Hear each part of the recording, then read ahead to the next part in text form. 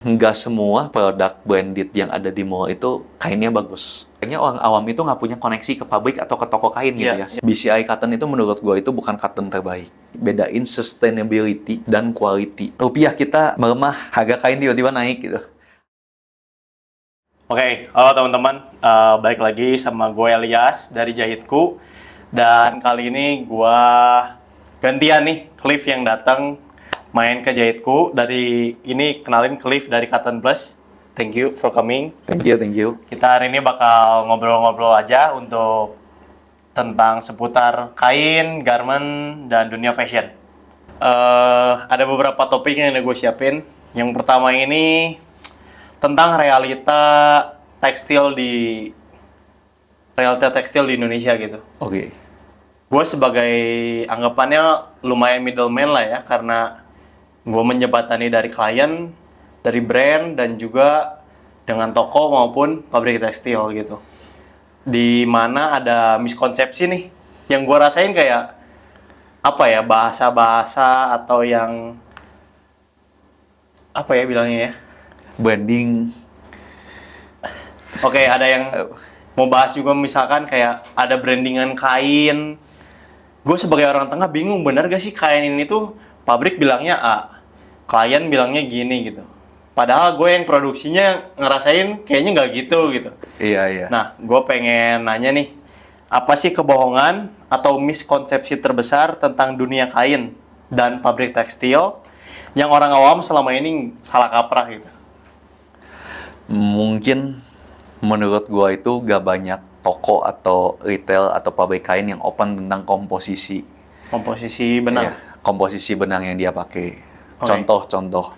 Zaman sekarang kan teknologi finishing, processing kan sangat maju ya. Bisa nggak kita bikin PE atau bikin rayon feel-nya kayak katun? Bisa aja gitu kan. Tapi kan baik lagi ya, kita dideskripsikan mesti ngasih panduan yang benar. Untuk apa sih? Untuk nantinya kita tahu gimana caranya pencucian bahan tersebut. Treatment gitu. kainnya ya? Iya. Nggak mungkin kan kita pakai polyester, misalkan kita nyetrika pakai suhu yang panas pisan. Iya. Kalau bahannya dari katun, kita tahu gitu, bisa disetrika pakai suhu yang panas. Nah, mungkin itu. Dan ada satu hal lagi yang lumayan gue concern gitu. Belakangan kayaknya gue lihat ada beberapa toko yang jual semicom ya. Semi-combat? Lu pernah dengar nggak semicom? Pernah. Nah, gue kadang-kadang nggak ngerti gitu, semicom itu apa gitu. Soalnya kan, gue jelasin sedikit ya. Oke. Jadi, kain katun combat itu diambil dari proses pemintaan benangnya. Nah, ada satu pemintaan benang. Pemintaan ini itu prosesnya disebutnya combing.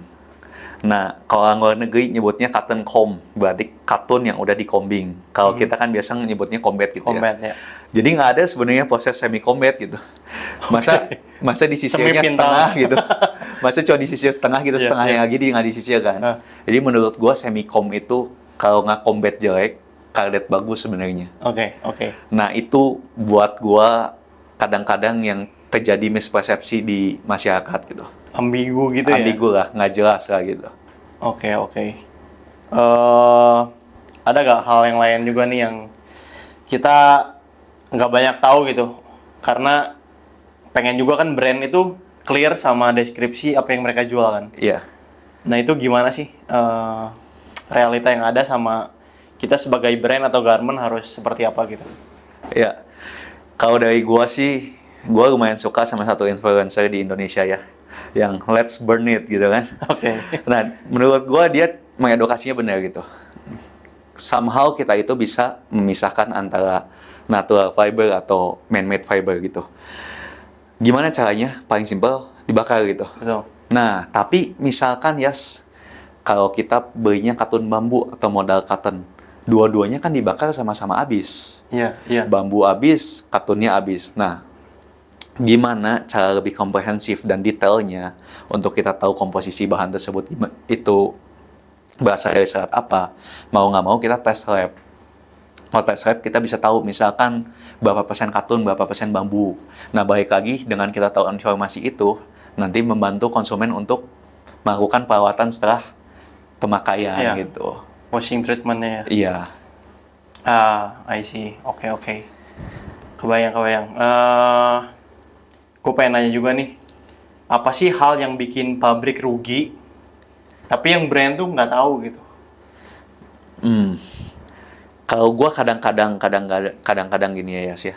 Gua suka terima PO di Cotton Plus. Jadi kan Cotton Plus kan nggak jual kain yang ready stock aja. Ya. Misalkan ada satu konsumen bawa kain ke gua, kok pengen dong bikin 20S pike gamasinya segini. Nah, somehow berdasarkan pengalaman gua, angka yang dikasih konsumen itu nggak masuk di logika gua gitu. Nah, jadi menurut gua lebih gampang pengen gamasi berapa, lebar berapa. Nanti kita yang tentuin mau pakai benang apa. Oh. Kadang-kadang kan kita sulit. Kalau dari awal udah ditentuin benangnya ini, gamasinya pengen kena segini, lebarnya kena segini gitu. Nah, untuk di industri gua kadang-kadang nggak segampang itu gitu. Betul. Gue juga sebagai pihak garment ngerasain nih. Dari klien datang pengen bikin, wah speknya spek dewa gitu. Kayak, gue langsung mikir ini bisa nggak dibikin ya? Atau di lokal apa udah bisa provide atau belum? Jadi teman-teman mungkin kalau yang masih bingung sama mau bikin seperti apa, kadang yang deskripsi di internet itu nggak semuanya bener gitu. Betul. Jadi bisa datang ke Jahitku atau ke Cotton Plus untuk konsultasi tentang kainnya juga. Betul. Nah, paling mudah mah teman-teman mau bikin produk apa, bawa produk jadinya. Nanti bisa konsul langsung, kita bisa hitungin nih, kita kan bisa bongkar ya. Konstruksinya seperti apa, segala macam. Dan nanti setelah proses sampel ya mungkin baru dicek lagi cocok atau enggak gitu ya. Ya, kalau masih dibayang-bayang susah. Sulit banget. Sulit. Dan masih banyak yang kayak gitu, jadi teman-teman matangin dulu nih mau bikinnya seperti apa. Memang kadang nggak ada yang sempurna dalam satu produk, tapi bisa campurin aja misalkan, oke, cuttingannya ini, bahannya yang ini gitu kan, kita bisa racik bareng lah. Bisa ngarahin lah kita. Oke. Iya. Oke, gue bakal lanjut nih. Masalah garment di Indonesia. Menurut lo, kenapa banyak brand lokal gagal konsisten kualitas? Udah gitu, apakah salah di pabrik, atau salah kainnya, atau salah di brandnya? Wah, ini lumayan complicated nih menurut gue ya. Gue sih lihat nggak semua produk branded yang ada di mall itu kainnya bagus. Correct. Tapi dia tahu mau bawa brandnya ke arah mana. Contoh. Ada satu brand jual kaos oversize. Ternyata dia itu pakai benang OE. Nah, kenapa sih brand ini menciptakan kaos oversize ini pakai benang OE? Karena dia itu pengen membuat ulang kaos zaman dulu. Pada masanya kan teknologi pemintalan tidak se-advance sekarang gitu. Makanya untuk dibikin feel-nya biar vintage, biar apa, makanya pakai benang OE. Jadi kasarnya dapat, teksturnya dapat. Nah, balik lagi gitu. Lu mau main di desain kah? Lu mau main di polosan kah? Nah, lu mau mainnya kemana? Somehow. Kalau lu jual baju, desainnya menarik, bahannya nggak berapa bagus, menurut gua, lu masih punya identity gitu. Tapi kalau udah jual polosan, bahan yang outstanding, nah menurut gue itu salah satu faktor dari banyak faktor yang kenapa brand-brand nggak sustain gitu. Lu masih tahu dulu mau mainnya apa gitu. Ya kurang lebih seperti itu lah. Oke, tahu tujuannya lah ya. Iya. Tadi boleh jelasin nggak benang OE itu? Nah, jadi benang OE itu adalah benang yang dipintal menggunakan rotor spinning. Rotor spinning itu kurang lebih teknologi pemintalan di tahun 70-an. Nah, dia itu tidak melewati proses combing. Prosesnya relatif pendek dibanding kardet, combat, ataupun compact. Makanya benangnya lebih bertekstur, lebih berbulu. Kurang lebih seperti itu. Oke. Kadang gue dari garment ngasih lihat kain yang paling baru gitu ya, paling bagus. Menurut kita, saya di industri yang kita yang buatnya tuh, ini udah paling bagus gitu. Tapi kadang kalau nyampe klien, nyampe brand, kayak apa nih, kurang. Nah, itu baik lagi sama selera brandnya masing-masing sebenarnya. Ya kan? Iya. Oke, jadi teman-teman harus tahu nih brandnya mau dibawa ke arah mana. Oke, next question. Gue penasaran nih sebenarnya ya, kualitas kain di Indonesia tuh bagus dan bisa bersaing di internasional atau enggak sih? Atau marketingnya aja nih yang sengaja dibuat eksklusif buat beberapa brand doang ya? Kalau menurut gue ya, gue meninjauin dari sisi manufacturing dulu ya, Yas ya. Menurut gue kita pakai mesin yang sama kayak luar negeri. Kita beli bahan baku sama juga dengan luar negeri. Ya istilahnya kalau dari infrastruktur kita nggak kalah lah gitu. Menurut gue sih di Indonesia itu, dari sisi manufacturing itu, kadang-kadang kain diperlakukan kurang ideal gitu. Contoh ya, gue cerita barang yang simple aja deh. Bikin kaos deh, produk yang paling simple ya, Yes, ya. Di saat luar negeri semuanya udah kainnya open width, Ya. mayoritas toko di Indonesia Tubular. jualnya masih tubular. Ya. Nah, yang namanya tukang jahit atau konveksi atau garment kan pasti ngejar efisiensi ya. Nah, mau nggak mau, satu sisinya tubular itu kan pasti jadiin setengah pola menurut gua. Ya. Nah, kenapa somehow produk lokal nggak bisa bersaing sama produk luar negeri? Di saat kita jadiin setengah pola kan, di saat jadi baju kan jadi ada garis gitu kan. Sedangkan kalau lu pakai kain open width nggak mungkin ada garis di tengah. Clean. Ya, nah buat gua somehow hal-hal teknikal seperti itu yang membuat mungkin produk kita itu nggak sebagus produk luar. Fun fact ya, kita itu ekspor ke luar negeri juga, produk kita diterima di luar negeri juga dengan baik gitu. Masa sih di Indonesia, rumah kita sendiri kita nggak bisa bikin bagus gitu kan? Ya, ya. Ya jadi menurut gua lebih ke sana sih. Nah, tapi sebagai dari sisi brand nih, kayaknya susah banget diakses ke situ. Menurut lo ini gimana gitu? Menurut gua, brand itu kan memikirkan desain, memikirkan visi, memikirkan misi ke arah mana. Dia kan tidak punya expertise dalam hal cuttingan seperti lu ya, dalam hal jahit, manufacturing, dan nggak punya expertise seperti gua dalam hal bahan. Nah justru di sini kita mesti kolaborasi nih. Kita mesti banyak ngobrol. Kita nggak ngerti dunia fashion, mereka ngerti. Ya, Mereka nggak ngerti dunia jahit, konsul lah ke lu. Nggak ngerti kain, konsul lah ke gua. Nah, sehingga end produknya kita harapkan bisa bagus lah. I see. Oke. Make sense. Gue giring terus atau gimana ya? Iya. Gue penasaran pengen bahas ini sebenarnya. Ya kita banyak ekspor, tapi apa ya? Kayaknya brandnya belum banyak gitu yang bersaing di luar gitu. Kenapa ya? Out of topic gak? Enggak sih. Oke, coba ya gue tanya. Oke. Oke, gue juga penasaran banget nih. Tadi lu bilang banyak brand luar yang produksinya sebenarnya di Indonesia gitu. Iya. Kayak banyak brand, boleh sebut brand gak sih? Kita sebut dulu aja. Ya kayak Uniqlo, terus Nike, Adidas gitu tuh banyak yang bikin di Indonesia gitu. Iya. Cuman yang setahu gue memang garmentnya ini ya udah sign contract gitu yang bisa bikin mereka eksklusif dan nggak bisa menyamakan produk lah ya, bisa dibilang. Nah tapi sebenarnya kan bisa juga nih sebagai brand pengen bikin yang seperti itu sebenarnya sangat possible. Tapi menurut lu kenapa belum banyak brand yang bisa bersaing dengan brand-brand luar gitu? Kalau dari segi desainnya ya, gue tidak merasa brand lokal kalah kok sama mereka orangnya. Kan kita lahir di Bandung lah, Bandung terkenal sama banyak distro. Ya. Even desainnya bagus semua gitu kan. Betul. Teknik sablonnya gila, desainnya gila, end produknya gila gitu. Tapi menurut gue, balik lagi. Contoh, gue main ke mall, gue ngeliat satu produk misalkan Uniqlo atau Nike gitu, atau Adidas gitu. Gue ngeliat kain, kenapa kainnya bisa gini ya? Ternyata kainnya di enzyme. Kenapa kainnya bisa lebih mengkilap? Ternyata melewati proses sunflower. Yeah. Nah, kenapa gue pengen gitu? Atau Cotton Bud sendiri menciptakan produk yang bisa bersaing dengan luar? Ya at least kita kontribusi dari bahannya dulu lah gitu. Okay. Gue kontribusi di bahan. Nah, kalau gue soal cuttingan kan gue kurang ngerti ya. Mungkin lu yang bisa berkontribusi, cara bikin cuttingan boxy yang bagus atau oversize yang bagus itu seperti apa. Nah, nanti desainnya balik lagi sama brand owner-nya gitu. Jadi menurut gue nggak ada alasan sih untuk kita tidak bisa bersaing gitu. Oke. Tinggal kolaborasi ini aja berjalan dengan baik atau enggak gitu menurut gue. Oke. Makanya kita ada di sini. Iya. Oke. Selanjutnya ada pertanyaan untuk edukasi nih untuk penonton. Ciri-ciri kain yang tenaganya kuat, nggak gampang melar, terus awet, itu tuh apa sih? Adakah tes sederhana yang bisa orang awam lakukan gitu? Jadi tiap kain itu punya kelebihannya masing-masing. Contoh. Kita ngomong bambu. Ya.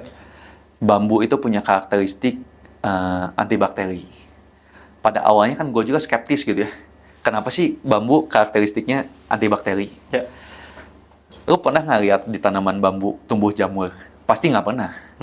Nah, makanya manusia itu berpikir gimana ya kalau serat bambu ini kita olah untuk produk tekstil dengan harapan antibakteri dan anti jamur.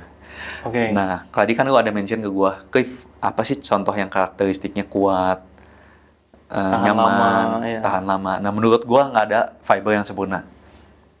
Contoh, antibakteri bambu, halus modal, klasik cotton, breathable cotton, tahan lama polyester.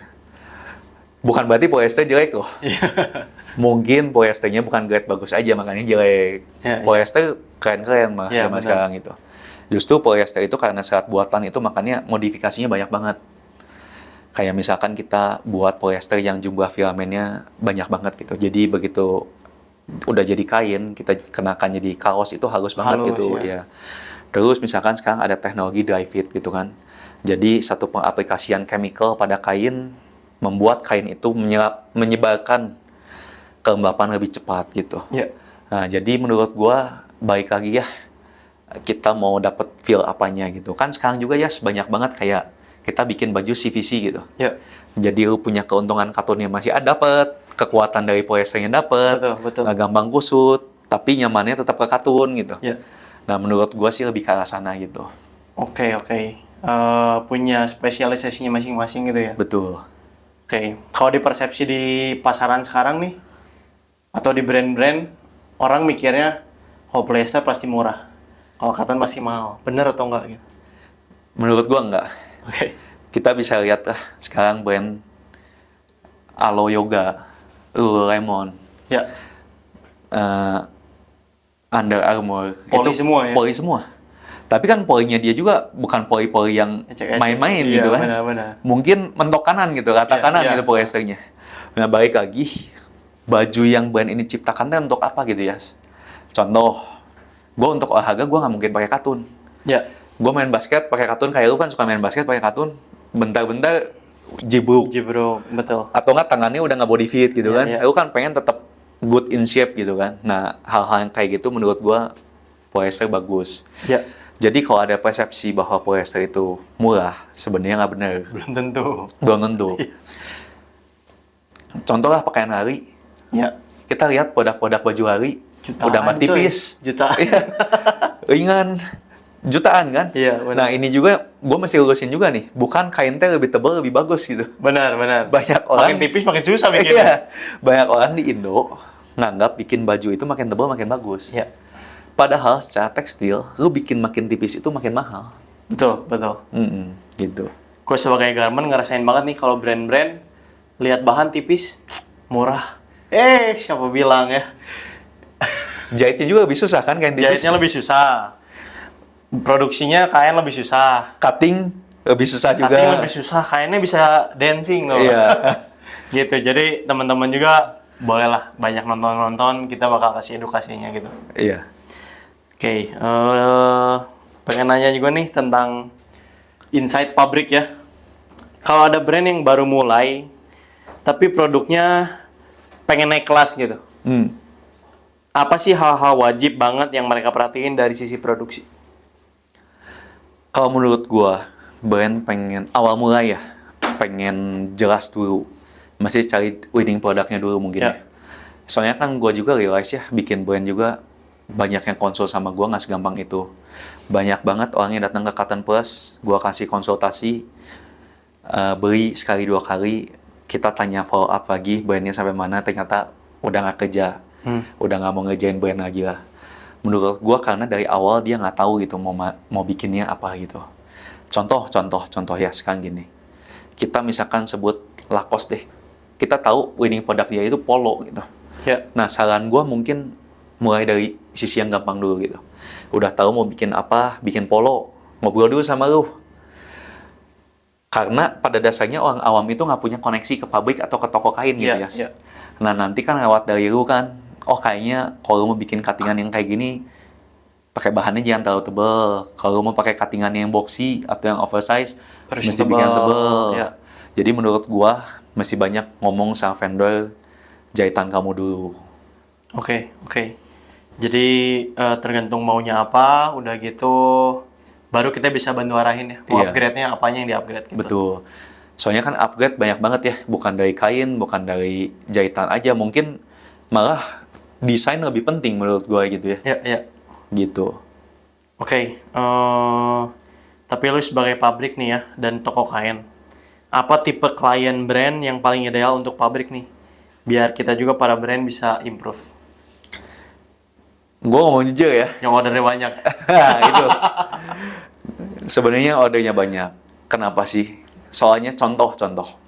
Misalkan lu ya spesifik, Cliff, gue mau bikin kain seperti ini. Setelah gue bongkar, taunya benangnya 36S. Nah, untuk pabrik manufacturing seperti gua itu, untuk ngorder benang spesifik NE36S itu kena MOQ. Minimal order ya. Betul. MOQ-nya itu biasanya tontonan. Oke. Nah, somehow itu yang jadi sulit gitu. Brand baru pengen punya idealis, Ya, ya. tapi MOQ-nya nggak sanggup. Nah, mungkin kesulitannya di situ gitu. Oke, oke. Tapi gua pernah ngalamin juga nih teman-teman brand yang baru merintis. Ya udah mulai dulu aja dari yang ada. Nah, dari situ ngegulung capital sampai kalau udah besar akhirnya bisa order ke pabrik Baik. gitu. Mungkin journey-nya untuk brand harus seperti itu. Jadi yang ada dulu deh, kalau dari awal udah ke terlalu idealis, biasanya percayalah nggak akan jalan. Nggak akan ya. Oke, oke. Terus gue pengen tanya juga nih tentang transparansi harga. Apa sih faktor yang menentukan harga kain? Dan apa yang bikin harga mendadak naik turun? Kalau kita ngomong harga kain itu kan komposisi terbesarnya itu kan bahan baku ya. Ya. Yang namanya bahan baku itu kan berarti kita ngomong komoditi gitu. Di saat kita ngomong produk yang berdasarkan komoditi itu kan kita ngomong USD gitu. Nilai tukar rupiah dan USD. Oke. Makanya kadang-kadang rupiah kita melemah, harga kain tiba-tiba naik gitu. Atau rupiah kita menguat, harga kain tiba-tiba turun. Menurut gue faktor terbesarnya di situ. Tapi di luar teknikal yang tadi gue ngomongin, menurut gue balik lagi ya, tiap pabrik juga punya resepnya masing-masing, Yas. Gue setuju nggak sama Transparansi harga. transparansi Transparansi. Nah, Nah, soal transparansi harga, menurut gua setuju juga. Contoh, semua orang boleh jual combat, atau semua orang udah mulai jual compact, atau jual kardet gitu. Tapi kan baik lagi kan, kejujuran pabrik itu beli bahan baku dari pabrik mana, pabrik bahan baku supplier-nya pakai kapas yang seperti apa gitu ya. yuk. Sekarang gua ambil contoh ekstrimnya deh. Gua produksi kain kardet, tapi benang gua Supima. Kapas gua Supima. Sama orang produksi compact, kapasnya pakai kapas jelek. Nggak akan bagus. Compact pakai kapas jelek itu nggak akan bagus. Ya, ya. Sedangkan kardet yang pakai kapas Supima, hasilnya menurut gua bakal lebih bagus. Nah, kenapa makanya toko kain punya satu produk yang sama, harganya berbeda-beda? Menurut saya transparansinya di situ gitu. Ada orang jual combat misalkan 100.000 toko A, ada juga orang yang jual combat sama 110.000. Bener kan? Iya. Sering banget kan? Benar. Nah, menurut gua nanti produk jadinya bakal berbeda. Kenapa sesimpel dari bahan baku kapas yang digunakan? Nah, kalau ngomong bahan baku kapas ya, Yas ya. Sebenarnya semakin panjang serat kapasnya itu dan semakin putih warna kapasnya itu, biasa ke kain itu lebih bagus. Oke. Nah, jadi kain itu jadi lebih tidak berbulu, seratnya lebih kuat, karena di pintalnya itu tidak harus serapet itu gitu. Karena pada dasarnya kapasnya udah bagus lah. Oke. Daging lah, daging kita beli pasar bagus, garam merica juga udah enak kan, Iya, asal benar. kita masaknya benar gitu kan. Ya mungkin kain juga seperti itu gitu. Oke, oke. Nah, ada fenomena nih. Kalau gue sebagai garment, ada klien datang dengan kasih screenshotan Shopee. Oke. Nah, dengan screenshotan toko oren. Nih, saya mau buat kaos. Nih, di toko oren jualnya 30.000. Gitu. Gue sebagai garment langsung angkat tangan sebenarnya. Dari mana gitu? Karena jahitku sendiri milih kain yang pasti yang terbaik. Dan kita kasih bukan yang ngaku combat gitu lah ya, yang kualitasnya nggak tahu apa tapi ngaku-ngakunya cotton full gitu. Nah, menurut lo itu seperti apa? Nah, makanya gue cukup berterima kasih dengan orang-orang yang giat-giatnya gitu ya di sosial media, mengedukasi banyak orang gitu. Salah satunya Bang Hendy Dion gitu. Dia kan sering mengedukasi gitu ya. Kayak dia pernah beli di toko oren. Ya, ya. Yang seperti lu bilang, bahkan 100.000 dapat 3, dapat 4 gitu. Udah sablon, Bu. Iya, kita kan kayak bingung kan. Taunya lagi sama orang tersebut dibakar kan polyester. Iya, iya. Ya, mungkin produk reject juga kan mungkin bisa jadi ya, Iya, ya. iya. Produk sisa lah ya. Produk sisa yang istilahnya rejectnya nggak kasat mata, mesti dicari-cari dulu. Nah, menurut gua sih hal-hal seperti itu gimana cara fairnya gitu ya. Yang paling penting itu lu kasih deskripsi yang benar gitu. Iya. Lu ngomong katun, ngomong polyester kan nggak jelek juga gitu. Iya, benar. Banyak kok kaos polyester 1 juta juga gitu kan. Ya jadi menurut gua teman-teman jangan ya bilang lagi ada 100% katun, 30.000 itu belum potong admin fee loh. Iya. Belum potong admin fee, mungkin terima ke 17%. penjualnya udah berapa gitu. Iya. Nah itu udah nggak mungkin. Udah nggak mungkin. Anggaplah ya kita beli katun combat. Kita ngomong katun combatnya yang udah murah 100.000, Iya. 30S. 1 kilo jadinya 5. Bahannya aja udah 20.000. Benar. Belum jahit. Belum jahit, Belum packaging. sablon, Belum. aksesoris, Benar. dan biaya admin. Iya, biar 17%. Iya, 17% ngomol ya. Iya. Nah, makanya itu menurut gue udah nggak mungkin katun gitu. Iya. Jadi teman-teman perlu tahu juga tuh yang barang-barang murah di toko oren atau di toko apapun itu sebenarnya yang ngerusak ini ya, Market ya. ngerusak market sebenarnya barang-barang seperti itu. Jadi teman-teman memang menarik karena lihat penjualannya banyak, tapi percayalah tidak sustain dan tidak akan panjang. Betul, betul sekali. Oke, gue masih pengen nanya tentang harga nih, Cek. Apakah benar kain mahal itu pasti bagus? Atau banyak kain mahal yang sebenarnya cuma gara-gara marketing? Bisa ya dan tidak. Oke. Maksudnya bisa ya dan tidak gimana? Contoh, misalkan gue nemu satu kain. Ternyata lagi gue buka, benangnya 60S. Oke. Atau fine yarn gitu. Nah, menurut gue itu pasti mahal karena sesimpel kita menciptakan benang yang lebih tipis itu pasti lebih mahal. Lebih susah juga ya. Oke. Iya. Tapi belum tentu banyak orang juga yang overclaim gitu. Contoh, kain kita menggunakan kapas Jepang. Setahu gua Jepang bukan negara penghasil kapas gitu kan. Jadi bingung juga gitu ya. Kita itu mesti pintar-pintar ngebedain yang mana branding, yang mana nama sebenarnya gitu. Contoh lah kayak kita obat gitu, kita beli obat. Kalau kita lagi sakit, lagi demam kan kebanyakan kita makan paracetamol kan. Iya. Nah ada merek-merek yang gue mungkin nggak bisa sebut lah. Nah itu kan merek dagang gitu ya. Padahal intinya paracetamol. Paracetamol intinya gitu. Contoh. Banyak orang nih menurut gue mispersepsi banget gitu. Salah satunya BCI Cotton. BCI Cotton itu menurut gue itu bukan cotton terbaik. Kalau lu ngeklaim cotton terbaik itu mungkin lebih ke arah Pima Cotton yang dari Mesir, Pima Cotton dari Sea Island, atau bahkan Supima. Supima itu adalah Supreme Pima. Jadi Supreme Pima ini itu ditanam oleh petani-petani di Amerika gitu. Nah, jadi karakteristik kapas Pima itu punya kapas yang fibernya panjang dan si kapasnya itu bersih banget. Sehingga lagi proses pembuatan kainnya dari pemintalan sampai pencelupan, kainnya bagus banget. Nah, kalau BCI itu adalah organisasi yang tidak profitable. BCI itu gunanya itu mengedukasi banyak petani di seluruh dunia agar memproduksi kapas dengan ramah lingkungan. Maksudnya ramah lingkungan itu gimana sih? Nggak pakai bahan-bahan kimia yang mencemari lingkungan. tanahnya kan nanti jenuh gitu ya kalau kita banyak pakai pestisida atau obat-obat lainnya. Gimana sih cara nyiram atau mengairi tumbuhan kapas yang baik? Soalnya kan tumbuhan kapas itu butuh banyak banget pakai air gitu.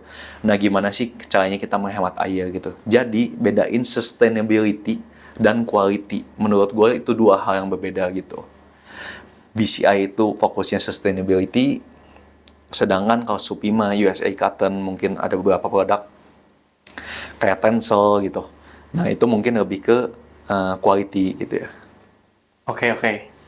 Sekalian nih, semenjak lo bahas BCI dan semacamnya, ada nih klien-klien yang baru mau buat brand, langsung pengen punya cap bahwa brandnya ini ramah lingkungan, organik gitu. Jadi nanya ke Garment, nanya ke gua pengen pakai ininya harus organic cotton. Kayak gua langsung kayak itu agak susah gitu, agak kurang mungkin juga karena sebenarnya belum tentu, correct me if I'm wrong, kalau organic cotton itu belum tentu lebih bagus dari cotton biasa. Betul. Nah, boleh dijelasin nggak? Nah, jadi balik lagi ya. Banyak orang kan mungkin pengen jualannya produknya sustainability gitu. Biar ya memang visi dia ke arah sana gitu ya, sih. Bisa nggak lu pesan ke gua? Anggaplah ada satu konsumen datang ke lu lemparin lagi orderannya ke gua. Bisa sih, tapi untuk brand yang awal kan balik lagi tadi MOQ-nya sangat besar. Dan yang lu omong juga bener gitu. Kita itu untuk mendapatkan organic cotton dengan kualitas baik itu jauh lebih susah dibanding cotton pada umumnya. Ya lu bayangin nggak boleh pakai kimia sama sekali, tapi hasilnya mesti bagus gitu. Kayak makanan nggak boleh, genetiknya nggak boleh dimodified gitu, tapi jagungnya mesti gede-gede gitu kan, nggak mungkin gitu kan, nggak mungkin gitu. Nah, kalau soal mulai brand pengen dapat beberapa tag gitu ya, menurut gua itu masih rada make sense. Contoh, orang pengen punya tag Tencel, kan banyak juga sekarang toko yang udah jualan Tencel gitu. Nah, nanti lu beli kain Tencelnya, si langganan beli kain Tencelnya, atau lu beli kain Tencelnya gitu ya. Nanti lu udah jadi produk jadi, lu tinggal kirimin ke Tencelnya. Kalau si Tencel bisa membuktikan bahwa produk ini dibuat oleh fiber yang mereka buat, nah nanti mereka kirimin tag Tencelnya. Betul. Gitu. Jadi jangan seidealis organic cotton, BCI cotton, nggak akan bisa lah. Betul. Nah, contoh, mungkin ada beberapa orang juga yang pengen BCI cotton. Untuk mendapatkan tag BCI cotton itu gua sebagai pabrik mesti member BCI cotton. Lu sebagai manufaktur baju juga mesti member BCI cotton. Si brand juga mesti member BCI cotton. Jadi kita sistemnya transfer point. Gue beli bahan baku dari pabrik A, gue dapat poin BCI. Gue transferin lagi ke lu. Gue nulisin bahwa yang pakai BCI cotton gue teh Elias. Nanti juga lu transferin lagi, Yas. Nah, jadi ujung-ujungnya kalau langganan lu nggak punya BCI cotton, produk lu itu nggak akan bisa dapat BCI cotton. Oke. Jadi dari brandnya sendiri harus punya. Betul. Dan langganannya nggak murah.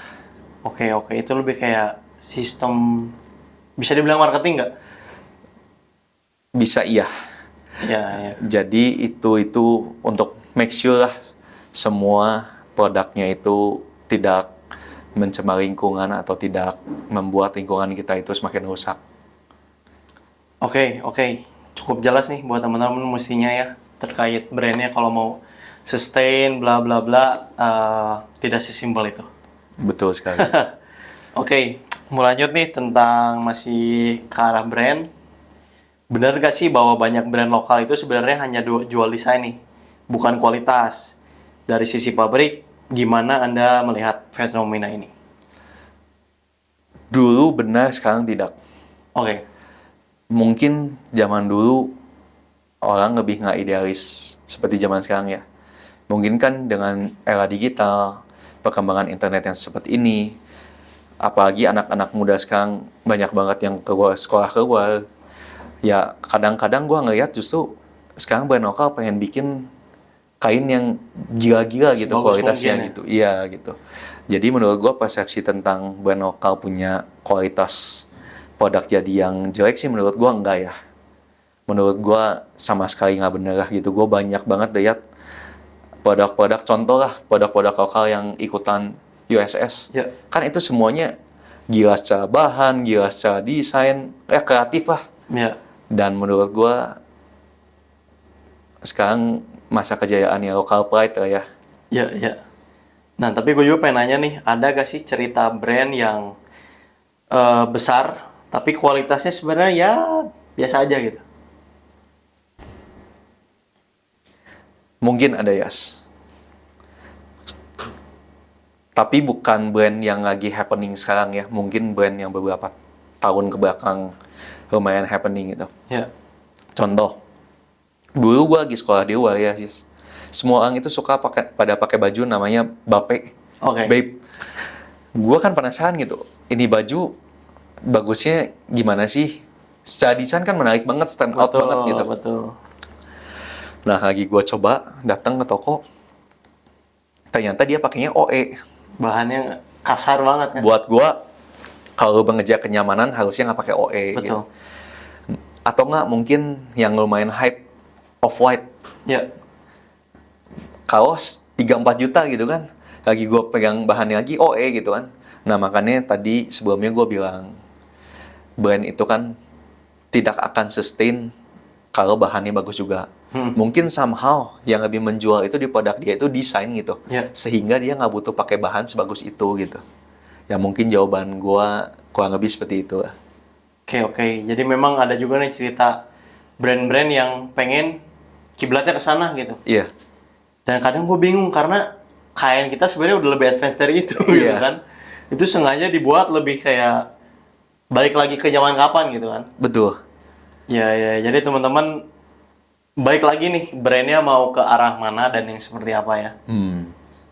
Oke, mau lanjut juga nih behind this apa? Oke, kalau sebagai garment nih, gua harus make sure every step nggak ada yang salah karena salah di depan, salah ke belakang biasanya kan. Kalau di pabrik kain seperti apa sih? Sama, kurang lebih sama lu juga. Jadi kita juga mesti make sure gitu di tengah-tengah speknya jangan ganti. Contoh. Kok 2 minggu kemudian setelah PO kain, kok gak masih kain bisa nggak naik 20 gram?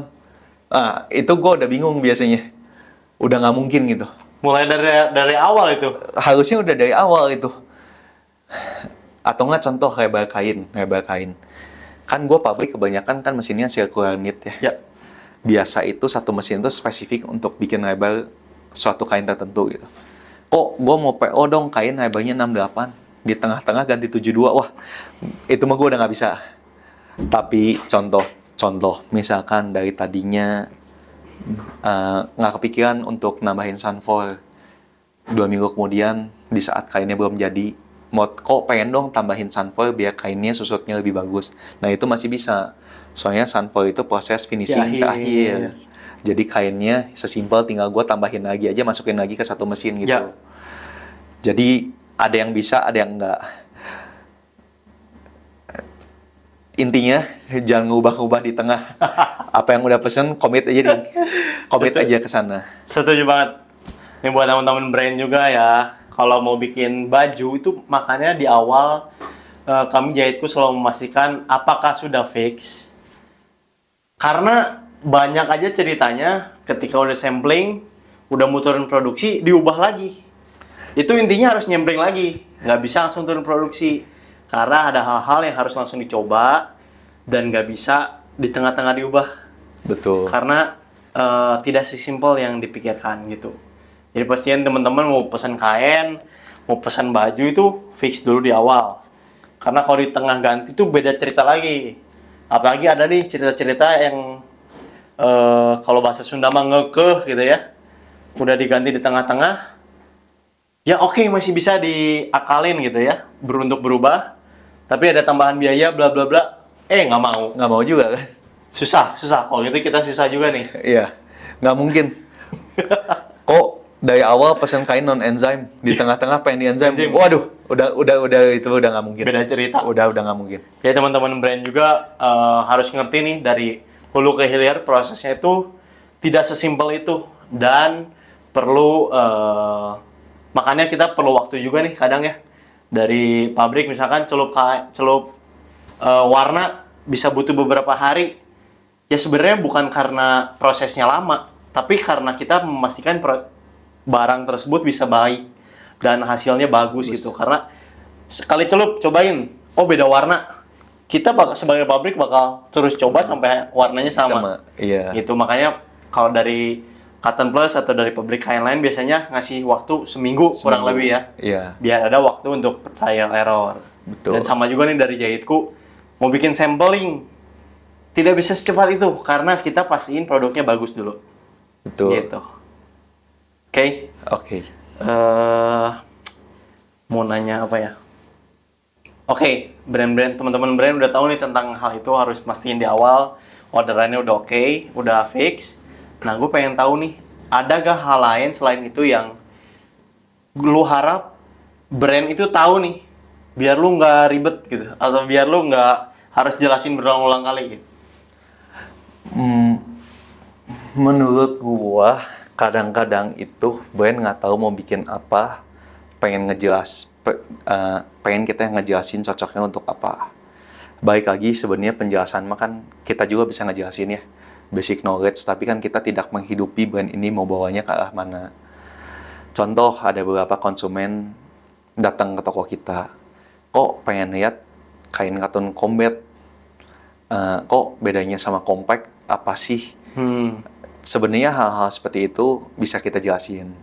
Tapi angka lebih baiknya mungkin kan bisa check out dulu gitu ya. Bisa buka website kita dulu. Betul. Product knowledge dulu gitu. Yeah. Nanti yang belum jelasnya gitu mungkin bisa konsul gitu ya. Soalnya menurut gua sesimpel kalau bikin produknya kayak jaket atau kayak kemeja ya mungkin itu kesulitannya jauh lebih tinggi soalnya karena bahannya banyak banget gitu kan. Tapi kalau untuk produk-produk standar kayak polo, hoodie, t-shirt gitu kan, ya mostly cuma beda di gramasi dan lebar. Ya. Ya. Oke. Jadi teman-teman cari dulu deh. Itu sebenarnya basic knowledge yang di internet tuh banyak banget. Banyak banget. Nah, kalau ada pertanyaan yang masih bingung nih di internet nggak ada, tanyain nih di kolom komentar. Nanti kita coba jawab. Oke. Boleh. Mau tanya seputar kain, mau tanya seputar cuttingan, mau tanya seputar jahit. Pokoknya nanti kita bakal buat satu sesi lagi untuk balas pertanyaan teman-teman. Tapi kalau pertanyaannya udah cukup banyak ya. Biar kita nggak repot. Benar, sekalian jawab langsung. Sekalian jawab, iya. Satu kali syuting jawab 5-10 pertanyaan gitu Ya. kan. Oke, kita tunggu ya. Mau nanya lagi nih tentang masa depan fashion Indonesia. Menurut lu, tren bahan di tahun ini sampai 5 tahun ke depan itu akan ke arah kemana? Sustainability atau performance fabric atau sesuatu yang belum kita tahu gitu? Kalau gua melihatnya lebih dari demografinya dulu ya Yas ya. Satu yang udah pasti bahwa kita itu negara dengan penduduk yang banyak. Nah, balik lagi nih. 10 tahun nanti keadaan ekonomi kita nyampe level seberapa? Sorry Yas, sekarang gua ngomong tentang recycle cotton, ngomong tentang recycle polyester. Dua bahan ini tuh dua yang sangat mahal, Ya. dua bahan yang sangat mahal, dan kualitasnya nggak sebagus Tidak itu. sebagus itu, betul. Nah, kita itu udah sampai pada tingkat ekonomi yang beli barang itu sudah tidak mementingkan kualitas atau gimana. Yang penting masuk harganya. Harganya masuk. Contoh, beli baju olahraga, recycle polyester 60%. Lagi kita buka 600.000. Kalau 100% polyester mungkin harganya cuma 300.000. Ya. Nah, menurut gua kan baik lagi ya ke demografi. Penduduk kita banyak, tapi kalau taraf ekonomi yang nggak naik, menurut gua sustainability juga belum tentu 10 tahun lagi jadi Iya. tren. Tapi kalau menurut gua ke performance, contoh kayak antibakteri, dry fit, enzim, dan beberapa treatment lainnya kayak anti api, itu juga kan kita bisa aplikasikan di kain gitu ya. Menurut gua sih mungkin nggak usah 10 tahun lagi, sekarang juga udah gitu. Contoh beberapa sektor kayak kita misalkan dapat orderan medis, udah standar banget kan pengaplikasian antibakteri pada baju itu Iya. gitu. Jadi kalau gua ngelihat industri garment atau fashion 10 tahun lagi ke depan lebih ke performance sih, bukan ke sustainability. Oke. Beranya apa lagi ya? Oke. Nah, lu kan sering nih datang ke pameran-pameran tekstil, mesin-mesin terbaru dan lain-lainnya. Kalau yang lu lihat yang belum banyak di Indonesia tapi di luar udah mulai berkembang apa sih? Menurut gua itu di luar itu punya R&D yang lebih kuat ya. Soalnya gue lihat dari tahun ke tahun di saat gue ikut pameran tekstil, sebenarnya mesin yang mereka pakai, kita juga pakai kok. Tapi mungkin karena mereka marketnya kompetitif, jadi dipaksa R&D bahan itu untuk mikir out of the box gitu. Di saat kita masih bikin kainnya gitu-gitu terus, orang luar udah kemana gitu. Kita beberapa tahun kebelakangan baru mikir enzim semua gitu. Sedangkan produk luar dari dulu udah enzim gitu kan. Ya baik lagi sih ya, bukan kitanya nggak mampu atau mesin kitanya nggak mampu, baik lagi ke demografi masyarakat gitu. Tiap kualitas yang kita mau achieve, tiap kain yang makin aneh-aneh yang kita mau buat, baik lagi orangnya mampu beli atau Ada yang enggak beli gitu. nggak? Iya. Baik lagi kan, sebagai kadang-kadang ngelas, yes, lu banyak nemu orang juga yang idealisnya setinggi langit, Ya. tapi nggak ada kemampuan untuk menuhin MOQ. Menurut gua sih Betul. lebih ke arah sana sih. Atau kadang dia MOQ udah ada tapi harganya nggak bisa, Harganya nggak bisa. jadi banyak yang tabrakan ya. Iya, contoh lah, kita ngomong kain Combat 30S. Ya. Enzyme udah nambah, Ya. open width udah nambah, sunflower udah nambah, terus masih mau pakai antibakteri udah nambah. Udah kita totalin harganya segini, mundur. Kaget. Ya kan? Sedangkan brand-brand luar negeri kan tiap beli baju aja tag-nya berapa biji, udah dapat antibakteri, udah dapat apa gitu maksud gua. Iya. Nah, menurut gua bedanya brand luar atau kita ngomong China deh, negara manufaktur gitu ya. Contoh ya sekarang gini, kain beda 20.000 sekilo. Anggap 1 kilo jadinya 4 kaos ya. Ya. Berarti kan secara HPP kan sebenarnya secara bahan kan cuma beda 5.000. Mungkin satu HPP-nya 45.000, satu 50.000. Anggaplah teman-teman dengan biaya ads, biaya admin segala macam jual 90.000. Kalau gua mepet. Misalkan gua HPP-nya tadi 50.000, yang satu 45.000. Ya gua jualnya sama aja 95.000 gitu.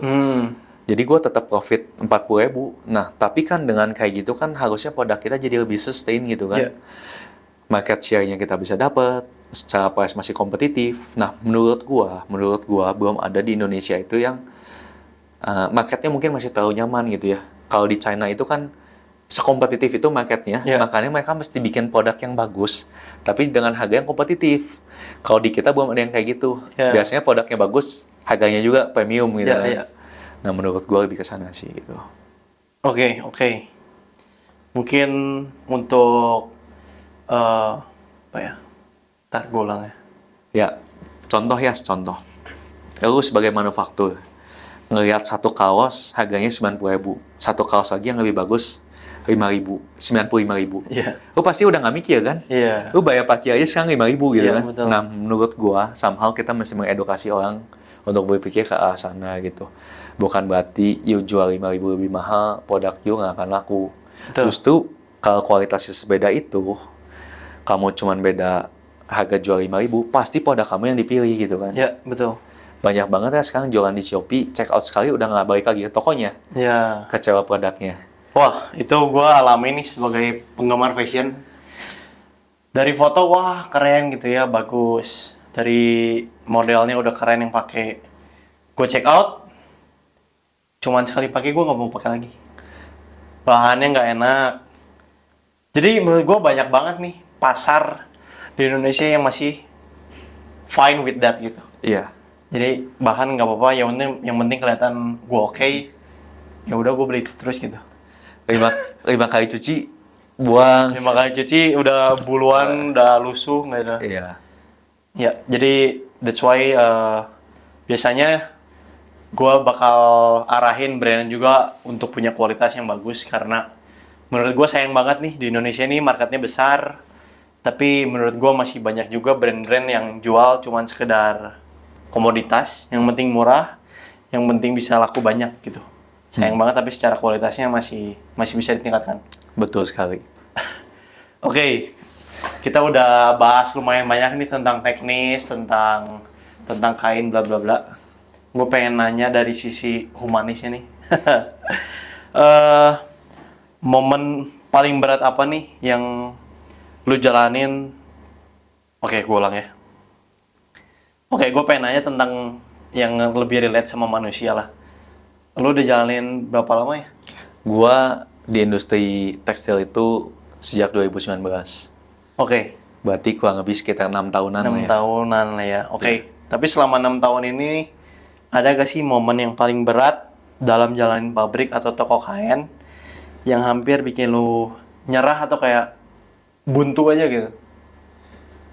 Hmm,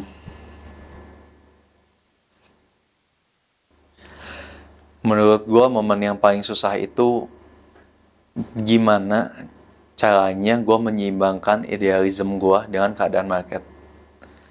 Gua kan pengen dong nyiptain kain yang memang ideal lah buat orang-orang gitu, untuk orang-orang pakai.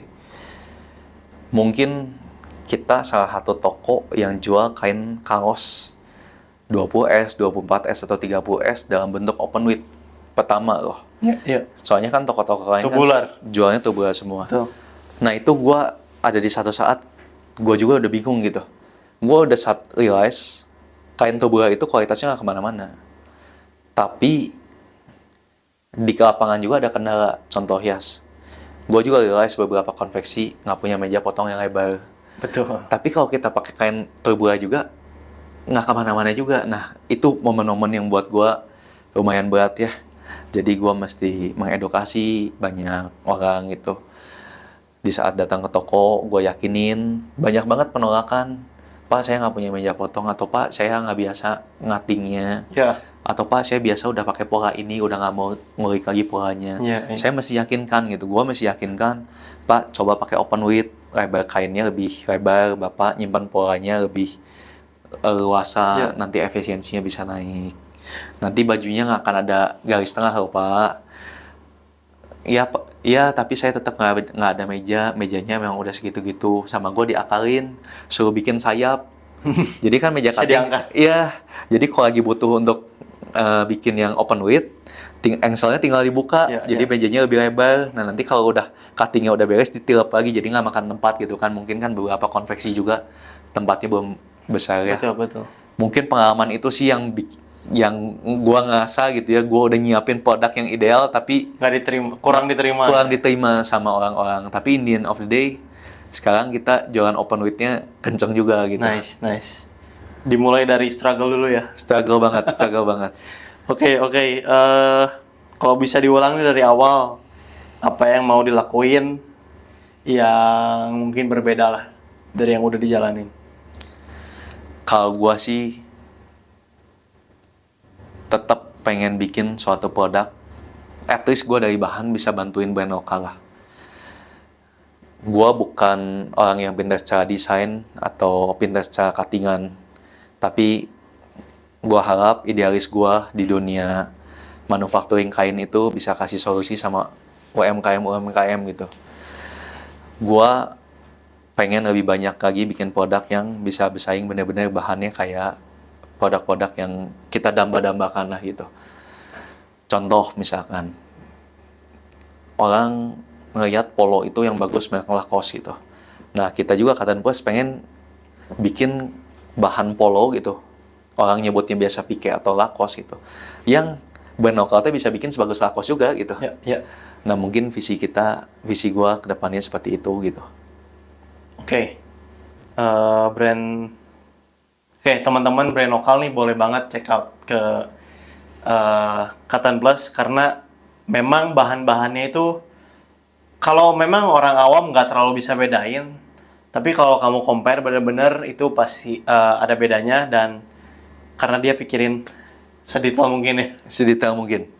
Sama gua, kainnya sama gua dibongkar lah. Ya, Ditembak 1 banding 1 gitu. Oke. Dan mungkin pertanyaan terakhir nih. Menurut lu brand apa yang bakal bertahan 10 tahun ke depan? Dan apa yang bakal mati nih? Menurut gua, brand yang bakal bertahan itu brand yang punya identity ya. Mungkin jawaban gua terlalu general, tapi itu yang benar-benar gua pikirin gitu.